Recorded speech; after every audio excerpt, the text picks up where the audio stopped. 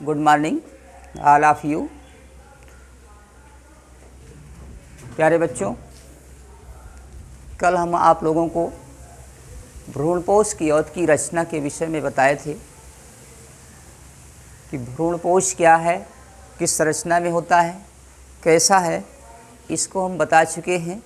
और इसके बाद दूसरा स्टेप आता है भ्रूणपोषी और अभ्रूणपोषी बीज, endospermic and non endospermic seed.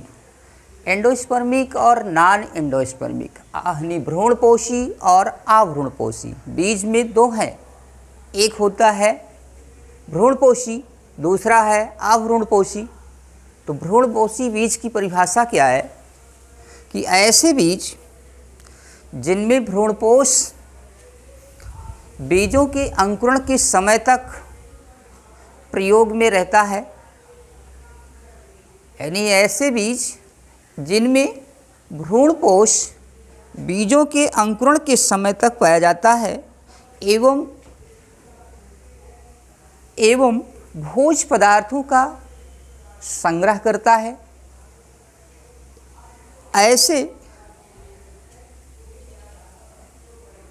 भ्रूणपोषों में बीजपत्र पतला होता है तो इसे भ्रूणपोषी बीज कहा जाता है।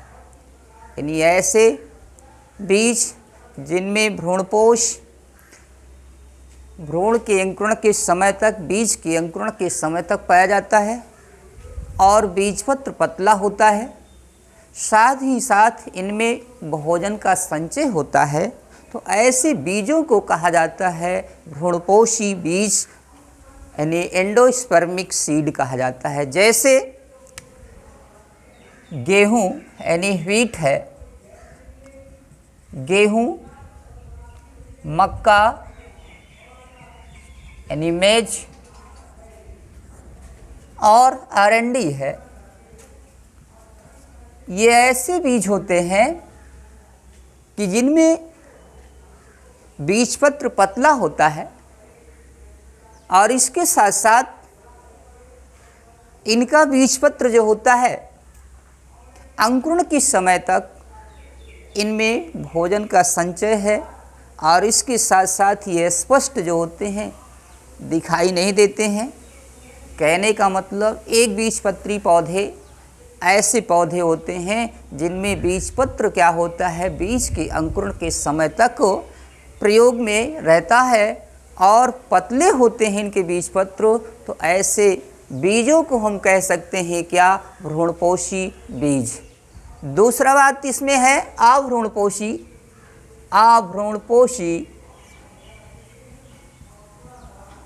अभ्रूणपोषी बीज नॉन एंडोस्पर्मिक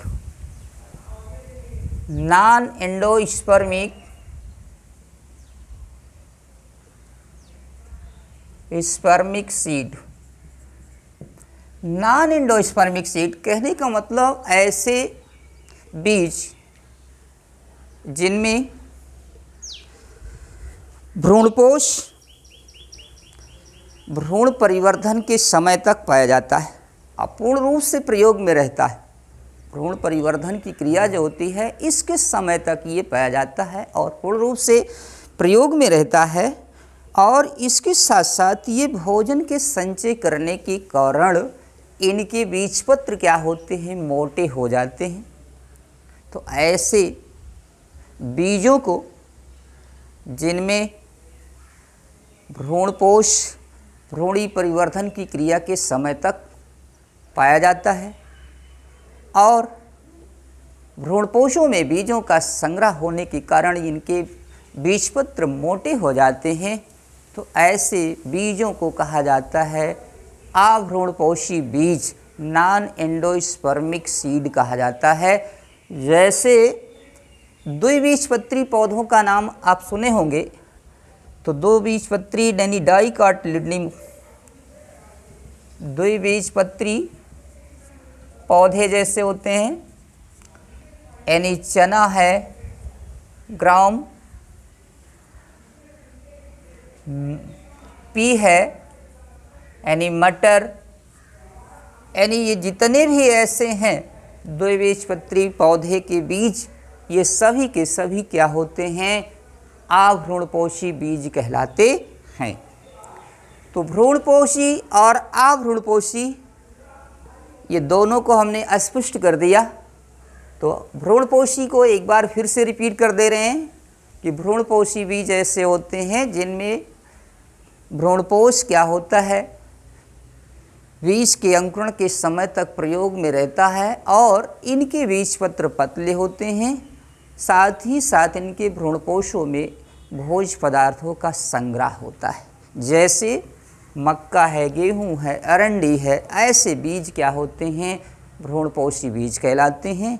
दूसरी बात है कि अभ्रूणपोषी बीज यानी कि ऐसे पौधों के बीज जिनमें भ्रूण परिवर्धन की क्रिया के समय तक पाया जाता है और इनमें क्या होता है, भोजन के संग्रह होने के कारण इनके बीजपत्र मोटे हो जाते हैं। तो ऐसे पौधों के बीज क्या होते हैं, यानी अभ्रूणपोषी बीज कहलाते हैं। जैसे चना, मटर, अरहर, यानी कि दो बीजपत्री डाइकोटिलेडनी जितने भी प्लांट हैं उनके सीड जो होते हैं वो सब के सब क्या होते हैं, अभ्रूणपोषी होते हैं।